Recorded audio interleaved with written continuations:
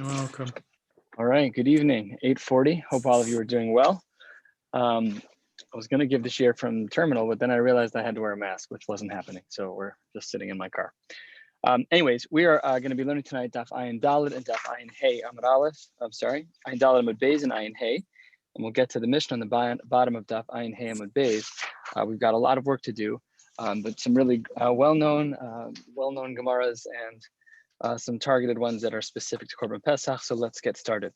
We're about 2/3 of the way down on Ayin Dalet Amud Aleph, and the Mishnah had spoken about the idea that during the Korban Pesach that one would be allowed to cook the innards of the animal while still inside the animal.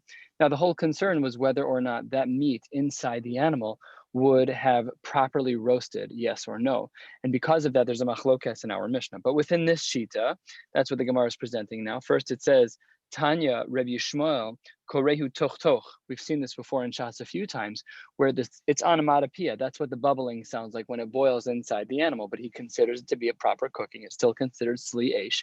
And toch toch is just a bubbling sound. That's how he makes reference to the innards of the animal that are inside the animal as it is being cooked. However, the contrasting sheet in our Mishnah says that it's problematic and that we should therefore take the innards of the animal and put it on the outside of the animal, and that in our Gemara says, Rabbi Tarfon korehu gedima kulas. This is a phrase we've seen a couple of times in this Masechta, where the head is covered by the fats of the animal. Very good. So that's these just two languages to reference. What is the gedima kulas? We know that today we're not allowed to do this Korban Pesach. Sorry, Seth, we can't do it exactly like this. Tanu Rabbanan. Eizu gedima kulas to asur lechol b'leilei Pesach b'zman hazeh. What type of gedima kulas are we not allowed to do today on the night of Pesach? Says the Gemara, kol shetzelo kulo ke'echad. If it's all cooked as one entity, so that's going to be a problem. Says the Gemara, nechtach mimenu aver. However, if one limb was removed, or nishlak mimenu aver, or nishlak is to boil or to cook, or if one of the limbs was cooked, so ein ze gedima kulas, then you are not in violation of the gedima kulas on the night of Pesach. But says the Gemara, hashda yesh lomar nechtach mimenu aver. Once we said in the Brisa that if you cut off one of the limbs, that it's no longer a gedima kulas and is therefore alive. Even though they're all cooked together, but as long as they're cut, so then as long as it's not one whole entity, then it's not a gedima kulas and therefore not problematic. So then nishlak miboya. Why then does the Mishnah the Brisa add in? When is a gedima kulas not a gedima kulas? When it's all one whole entity, or if it's cooked. So says the Gemara, should have been obvious, but Amar Rav Sheshes, it came to teach us a very important halacha. The halacha came to teach us what was shalku b'mechubar. Let's say you cooked one of the limbs while still attached. So that, says the Gemara, is no longer considered to be the gedima kulas, and you're good to go. Amar Rabba. Rabba says we're 5-6 lines from the bottom. Ayin Dalet Amud Aleph. Rabba says Haimulya Sharia. If you have an unsalted piece of meat that's roasted, that's permissible. In other words, we don't need to do malicha, salting, which is typically done by the types of cooking that we do, by the types of meat that we eat. That's typically the case. However, if you have a piece of raw meat that has its blood in it, as long as you do roasting, that's fine. Amar le'abaye v'hakabala dama. Why would you say that? When the roasting heat is put onto the meat, it makes the meat absorb the blood. So says the Gemara, Amar le kibola kach polta. Very important halacha in regards to koshering things. Kibola, like it absorbs or literally swallows, kach polta, so too it expunges from that thing. That's basically our leniency for doing hagala, is this principle that we have something that may not be kosher, but we allow for the hagala process to expunge whatever blios, whatever absorptions that are in there that are problematic. So it says the Gemara, let's see if we can prove this idea of kibolo kach polto. Says the Gemara as follows. Nema misayele. Maybe we should say that this idea can be supported in the following source. No senes kirav, that's our Mishnah. That one is allowed to put the innards back inside the Korban Pesach when cooking it, no problem at all. My timer, why do we say that that's okay according to the Tanakama of our Mishnah? Because lav mishum de'armin and kabola kach polto, that any blood that would be absorbed in the meat would also be expunged by the heat. It's whatever heat source you use in the first place. It's all good. We should assume it's all mutter. Says the Gemara, no, you can't learn kabola kach polto from our Mishnah. You cannot learn the rule that just like something absorbs, it also expunges from our Mishnah, because Amar Shiny Hasam came in the Deika Beis Hashchita de Mechalchel, since the Beis Hashchita, the animal was just shechted, so it has a fresh cut right by the neck. And as we turn to the top of the page, made of daive.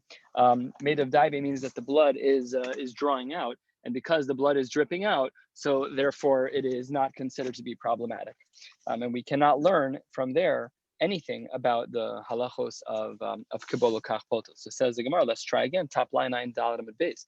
Nema misayele. Maybe we should say that we could learn kibolo kach poto from the following. If a person wants to eat a lave, they want to eat the heart of an animal. So halev, if you want to eat a blood-rich part of the body, koro umotzu es dama. One should cut it open, and it's called shesivar. If you cut it in two directions, it's x-axis and y-axis, and you cut in a way where you can squeeze out all the blood, and then it's fine. Now the brisa here continues. Lo kirao, if you forgot to cook it, if you forgot to cut it before you roasted it, so the halacha is kor la'achar bishulo mutter. You can do it after, even if it's after it's cooked already, no problem. So why is that allowed?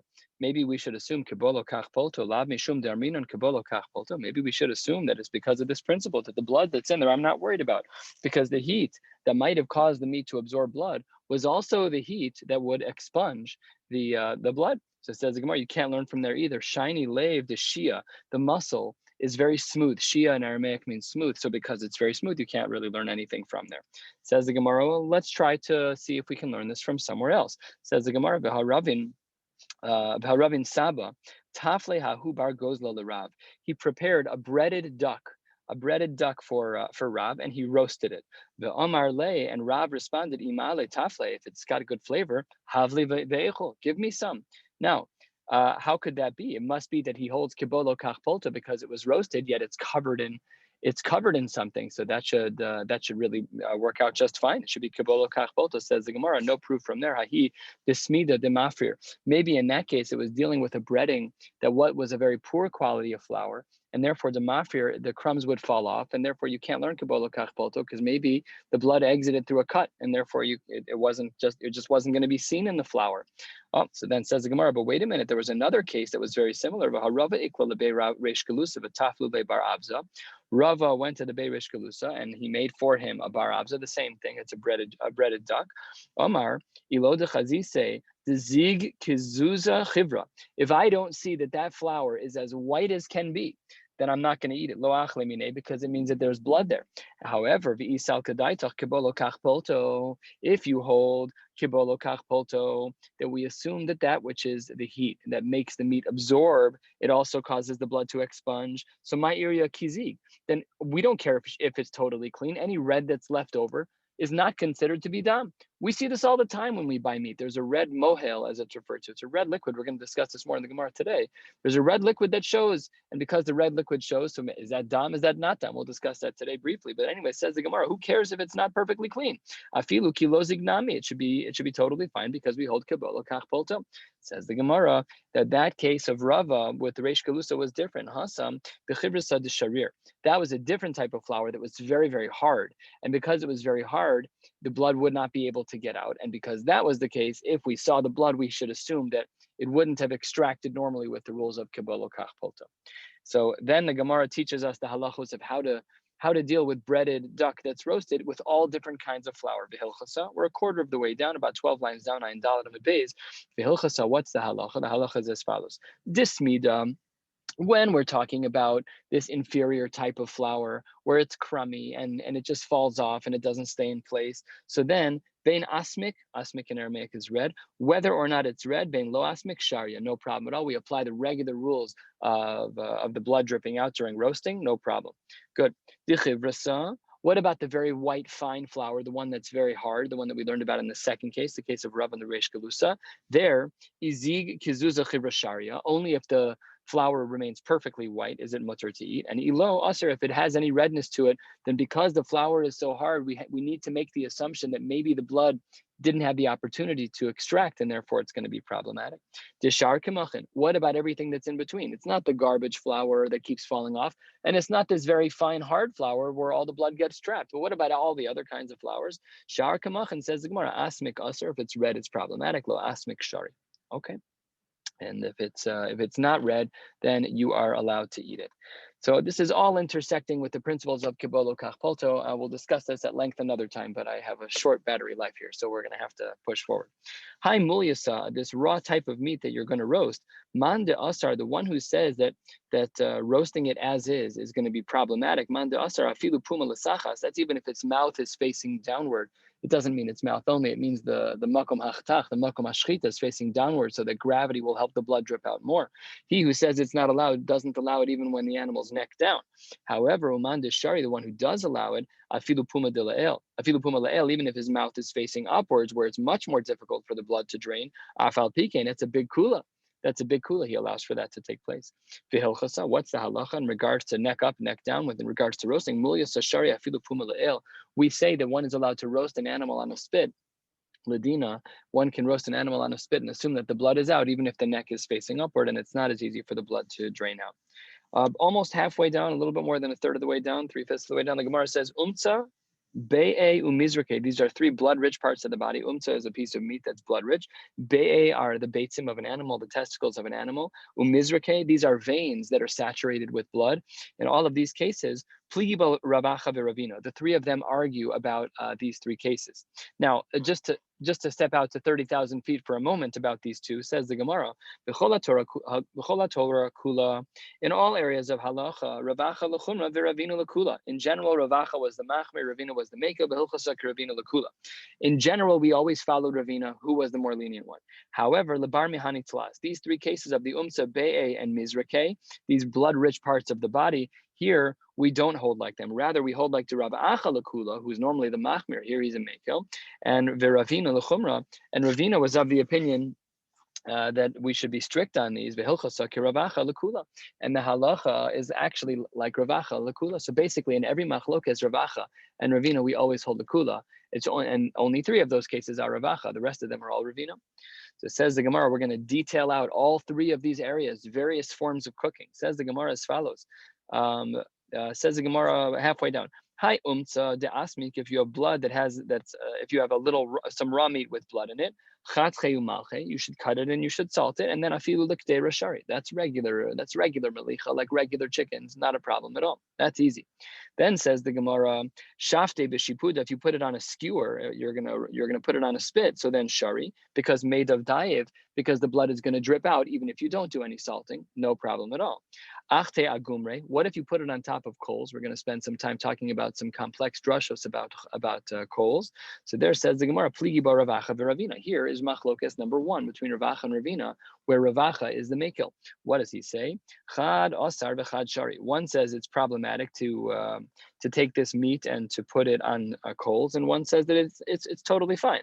Mande asar, the one who says it's problematic, it's because he assumes matzmis tzamis. It assumes because the blood gets trapped inside this part of the body, and that's why it's going to be problematic. And the one who says Ravacha, who says that it's permissible, is because the blood is given the opportunity to be expunged from the body, and therefore it should be lenient. And that is the halacha of Hilchas Mishav Shaiv. We assume that if you take the meat without salting it and put it directly on coals, we would then assume that it's going to be considered to be blood-free. What about the case of the animal's beitzim? If they are edible, so then they can cut them and salt them, no problem. Then afilu l'kdei sharyan, then you can cook with them as you would regularly. Talinhu b'shipuda sharyan, if one would put them on a spit, also no problem at all. Made of diet, we assume that any of the blood-rich part of that body would drip out, no problem. Achtinhu agumre, what if one were to take these beitzim and put them on top of coals? What would the halacha be? Here's machlokes number two. This is pligi bar Ravacha v'Ravina, chad asar v'chad shari. One says it's a problem, one says it's fine. Man de asar mitzmas tzamis. The one who says it's a problem is because the blood gets trapped inside the beitzim. Uman de shari, one who says it's allowed, is mishav shari, because they assume the blood exits because of the heat. And here's the third case. V'chein mizrake, also blood-rich veins and arteries. No problem. If you want to just salt them and then you can cook with them, afilu l'kdei rashar, you can cook with them, no problem at all. That's totally fine. Talia b'shipuda. What if you wanted to cook them on a spit? So beis hashchita letatoi shari. In the beis hashchita, the place where the actual shchita took place, so the jugulars in the neck, which are massive veins in cows and other animals. So as long as they're letatoi, they're facing downwards. That's shari made of toi. We assume the blood will be falling out. Achte agumre. What if you took these veins and arteries and you put them on top of coals? Machlokas number 3. Pligi ravacha v'ravina chadaser v'chad shari. Same exact language. Manda asar matz misamis umanda shari mishav shayiv. Here, what we're concerned about, the machlokas, is with coals. When it comes to coals, is coals the same as fire? Is coal not the same as fire? We're going to dig into this in a few minutes. This is their third machlokas, v'hilchasa mishav shoiv. In all three of these cases, we paskin lakula like Ravacha, that in all three of these cases, you can put them on coals, and we assume that the blood will draw out. 8 lines from the bottom. Ayin dal and beit says the Gemara. Hi umsa de asmik. There's a piece of meat that has redness to it. Chal ye asir. If there is some of that mohel, that reddish-looking juice, and it's after the roasting process, we should assume it's asr. Lo asmik, if it's not red, so then chal ye shari. If there's no redness in the meat, then whatever the mohel looks like, you're allowed to eat it, no problem. Ravina Amar, he was more strict. Ravina said, afidu lo asmik nami chal ye asr. Even if it's not red, we assume, even if the meat is not red, we assume that the mohel, the juices that come out of the animal which are red, are problematic, because yefshar deleis beishur yekidama. It's impossible to say that there's no streaks of blood inside there that didn't get rid of in the roasting. If you look under a microscope, it'll look like blood. It'll look like erythrocytes. It'll look like pieces of the blood. Nevertheless, in halacha, we don't paskin like this. We paskin that the reddish juice at the bottom of a meat container, you're totally allowed to eat it. It's been salted already. It's not considered halachically to be done. And then the story goes lakula. The Gemara pivots entirely. Amar le mar bar amemar le Ravashi Abba. Megama legmue. He would eat that mohel that was red, no problem. Ikadamri. Some say Ravashi himself. Ravashi gufi megama legmue. He would eat it without any hesitations. Okay. Amar le mar bar amemar. Same person. The Ravashi Abba. What did he used to say when they were roasting? They would use like a liquid, like vinegar. Hai chala the chalit beichad zimna. If there was a liquid that they would use to baste the animal for the cooking process, they'd only use it one time. Sulo. Says the Gemara, sorry, you couldn't use it again for the basting, for the roasting process. What's the difference between strong vinegar that's used once, and now you can't use it the second time, versus naturally weak vinegar? They should be the same exact din. So says the Gemara, no. Last line, turning to the top of Ayin Hamad Aleph. Hasam isei lekiyuha de pira be'ene. The first time using it is going to be strong enough. And then says the Gemara, hacha lesa lekiyuha de pira be'ene. So when it's that's the way that it was made. That's the way God made it. So then the vinegar is strong enough to do its job. But the second time it's not strong enough, so we don't use it at all. Top of Ayin Hamad Aleph at the 2 dots. Ein Solinas HaPesach. So if you look back in the Mishnah on the top of Ayin Daled Amad Aleph, there's a contradiction. The story at the end that said that Rav Tzadok said that Rabban Gamliel told Tevi to go roast it on the Askela. The previous line of the Gemara said you're not allowed to do that, of the Mishnah. So says the Gemara, 3 lines down, Ayin Hamad Aleph, Ma'aseh Listor. That's ridiculous. The Mishnah just said you cannot put it on an achsela, which we said was a grill. Yet here we see it's fine. So says the Gemara, you are correct. Chasure mechsera v'hachiktani. You're right. There's something missing, and here is how we will fill in our Mishnah. V'im askela menukeves. If the grill has punctures, it has holes in it, like our grill grates. Most of them have, the things can drip through them. So then in those cases, says the Gemara, imaskala menukeves, then mutter. The Amar Rav Tzadok, on the heels of that line, recognizing that there are different types of metal grates, and the ones that's more porous, there we have Amar Rav Tzadok, Ma'aser Rabban Gamliel Shamar L'Tavi Avdot Seid Sleilanu Esa Pesach Ala Askala Menukeves. So that's why our Mishnah actually Taka does work, and it's not a contradiction. It's not a Ma'aser Listor. Everything is wonderful. We learned this sugya a little bit ago, but we're now going to apply it to the Korban Pesach. It's 7 lines down. Ayin Hamad Aleph. Ba'minei Rav Chinana bar Idi me Rav Ada bar Abba. The following question was raised in the Amoraim. Tanur shehi siku beklipe orla. We've learned before that there may be an Isser Hana by orla. So let's say that a person heated an oven with the shells of orla, vigorfo, and then you took out the actual Isser Hana of Orla. Now it's all you have left is the heat. But in that heat, in the heat, you ended up baking a challah. So what's the din? The divrei ha'oser mahu. According to the one who holds that when the klipe orla are in place, that bread would be problematic. How would that shita hold now that gorfo, now that we've removed the klipe orla and we just have the heat that remains?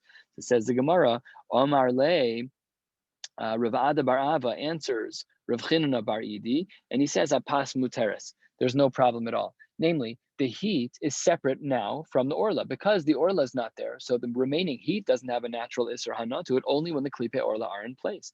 Says the Gemara. Wait 1 second. Amar leva Amar Rav Chinana Saba Amar Rav Asi Amar Rav Yochanan. In the name of Rav Yochanan, we learn the following: Tanur shehi siku v'garfu v'tzila boes hapesach. Let's say that you had an oven and there was a Isser Orla there, and you made the Korban Pesach in there. So says the Gemara, Ein zet tzli'esh. This is not considered to be tzli'esh in such an oven. Shene'emar tzli'esh shtei pe'amim. Because the Torah says in 2 places tzli'esh. And then the Gemara makes its diuk and asks its question. Taima, the reason why we say Ein zet tzli'esh is because the Gali Rachmana, the Torah told us, tzli'esh shtei pe'amim. Halo Gali Rachmana, but had the Torah not gone out of its way, Hava Amina tzli'eshu, then I would have assumed that it is a fire. But if in fact it is a fire, then the pas should not be muteres. In the baking case, it should be asura. So says the Gemara, that doesn't make sense. Amar he says, hold on 1 second. Maybe we could learn from tzli'esh. You are saying the fact that the Torah says tzli'esh twice is a reason to assume a uniqueness about Korban Pesach. Rational, but says the Gemara, maybe that's not true. 1/3 of the way down, Ayin Hamad Aleph Amar Gali Rachmana Hasam V'Alfinan Mina. We just learned from there. We learned what the rules are from there because that's considered to be tzli'esh. Good. So then, why? Because that's not considered to be tzli'esh. So then it's then we're just learning that rule from across the board. So it's not considered to be tzli'esh. So then that's not considered esh, which means that the bread is still muteres. Answer number 2, V'ibaisema Hasam Taimam. No, this is a more lamdisha answer. V'ibaisema says Gemara Hasam. Time of the kasav rachman tzli'esh shtei pa'amim. The reason why we said that it's not considered to be tzli'esh is because we need actual fire.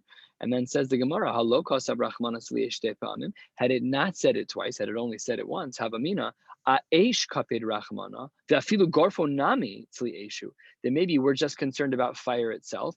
And even if you removed it, I would have had a havamina that it would have been considered tzli'esh. Aval hacha a'etzim de'isura kakapid rachmana v'ha lesnehu. Maybe we would have assumed that there needs to be wood, and there isn't any. So says the Gemara, that's answer number 2 to our seeming contradiction. Let's get into this sugya a little bit more deeply. Halfway down, Ayin Hey Amud Aleph. Tana Rabbanan. Let's say that a person took part of the animal and they put it down onto coals. Rebbe says, in his own inimitable way, it's rare that anyone writes like this in the Gemara. Omer ani shezet tzli'esh. That if you were to put it on coals, that the korban that would be considered to be tzli'esh, that's considered to be an appropriate roasting of the korban pesach. So Rami le Rav Achtavoi bar Ami le Rav Chizda miyamar Rav Rebbe gechalim eish ninhu. We know that it's tzli'esh, but are we to say that that's correct? That Rebbe holds that coals are an equivalent to fire? Can you make the Korban Pesach over coals, or do you need an actual flame? Uraminhu, we know from the world of Negaim, Michvas Eish, that's what the Pasuk says, that if a person gets a nega out of a burn, so says the Gemara, Ein liyela shenichva be'esh.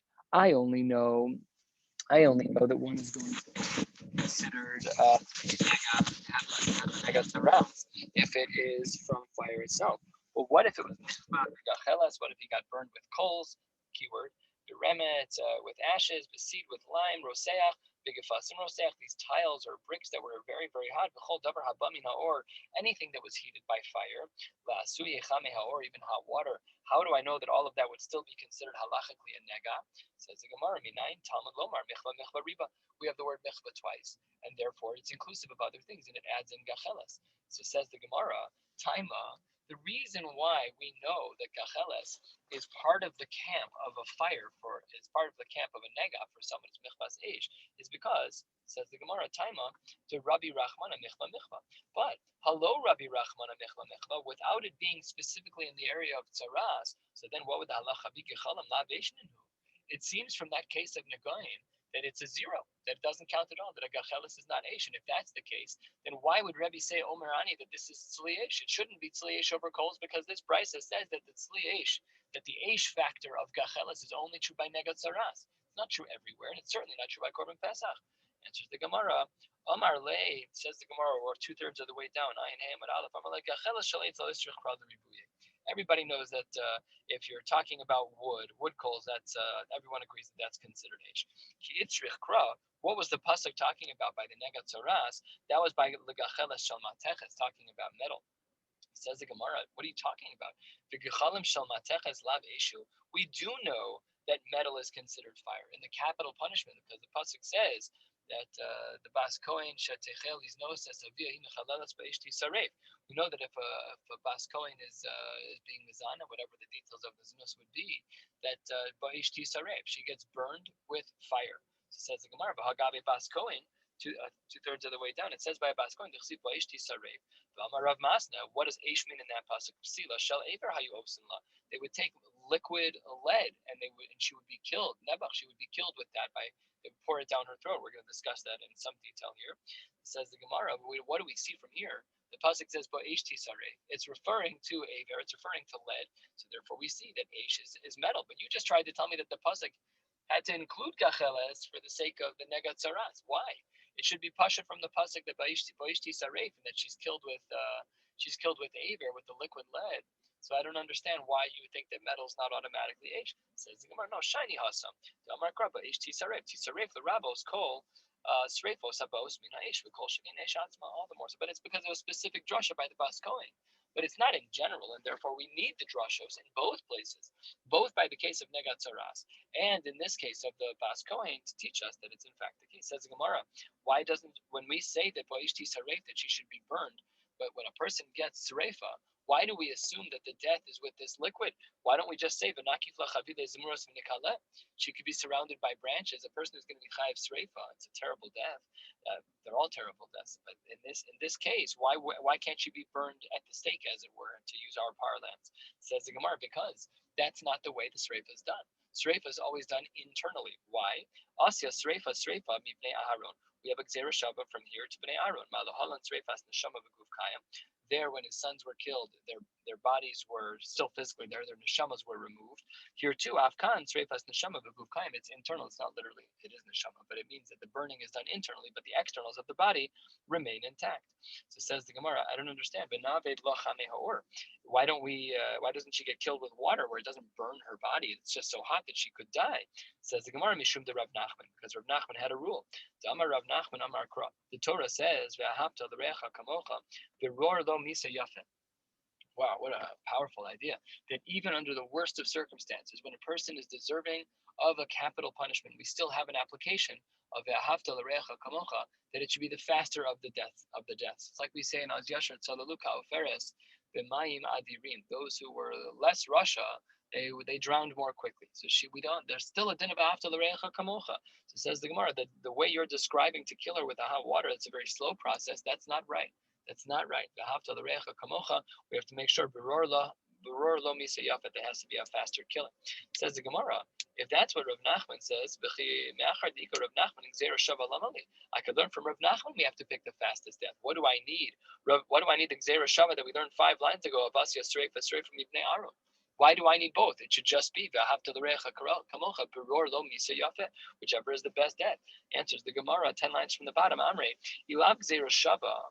Without the Gzera Shava, havamina Sreifas Neshama V'Guf Kayam Lav Sreifa. I might have thought the opposite. I might have not thought that she would be killed inside out. I would never have thought that.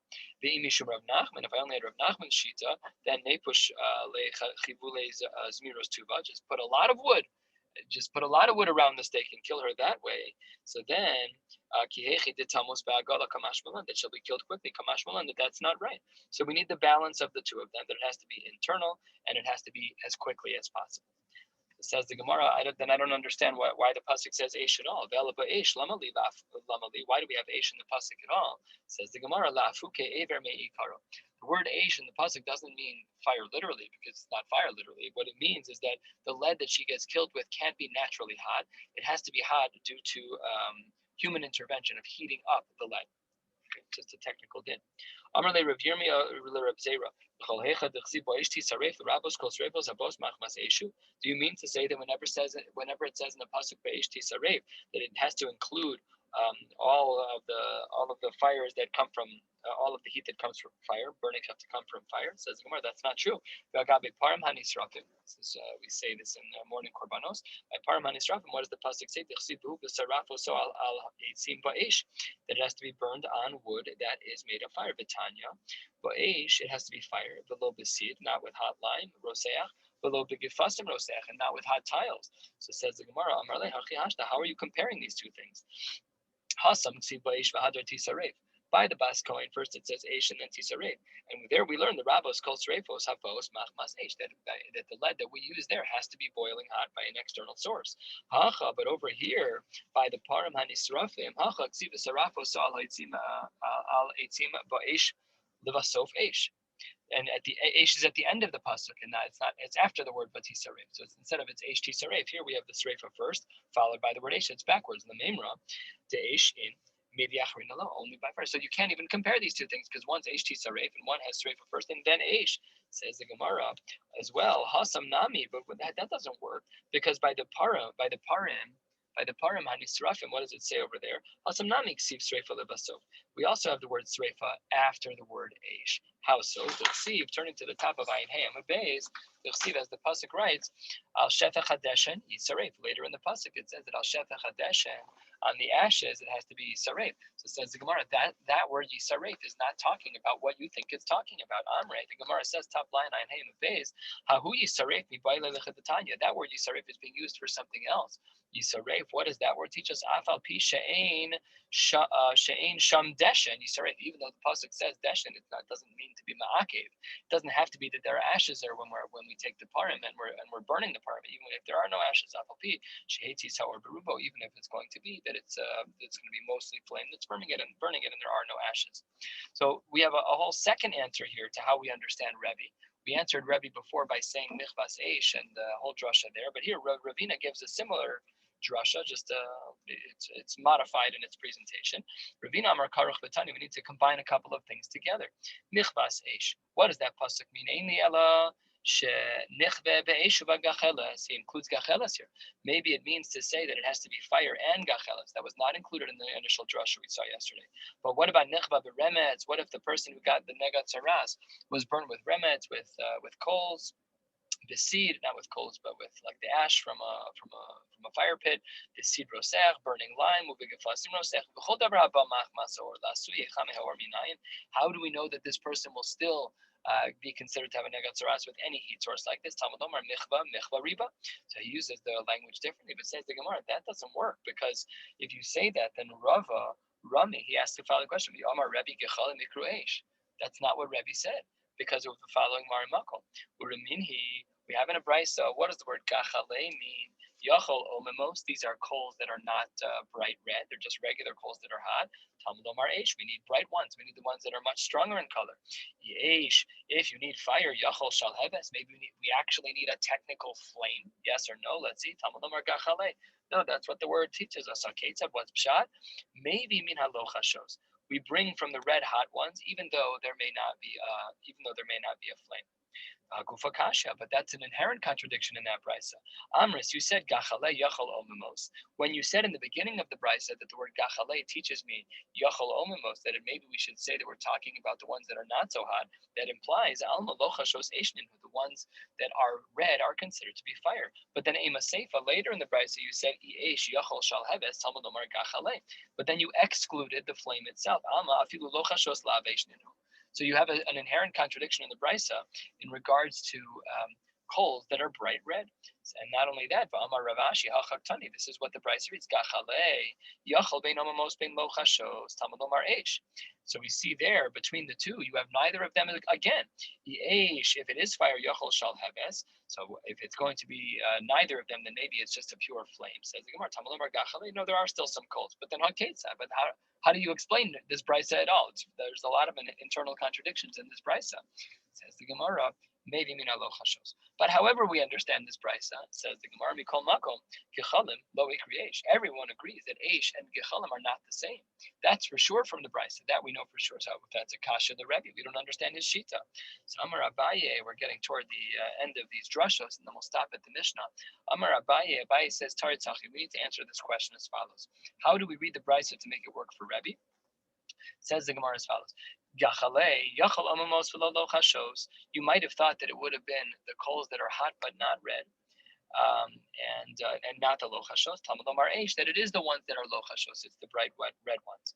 Eish, if there has to be, if that's what it's considered to be eish, yachol ratza shal heves yavi, ratza gal cheles yavi. Maybe you can choose. It either can be a flame or it can be coal. Talmud Omar gachale.